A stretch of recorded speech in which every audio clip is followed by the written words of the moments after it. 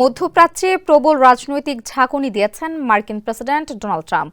ফিলিস্তিনিদের স্বাধীন রাষ্ট্রের স্বপ্নে পেরেক ঠুকেছেন তিনি। গাজাবাসীকে অন্যত্র সরিয়ে নেওয়ার ট্রাম্পের প্রস্তাবের পর কি করা যায় তা এখনো সিদ্ধান্ত নিতে পারেনি আরব দেশগুলো।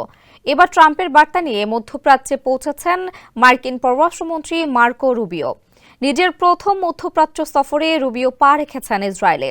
মার্কিন পররাষ্ট্রমন্ত্রী তার এই সফরে গাজা ও ইসরায়েলে ফিলিস্তিনি যোদ্ধাদের হামলা পরবর্তী বিভিন্ন পরিস্থিতি নিয়ে আলোচনা করবেন।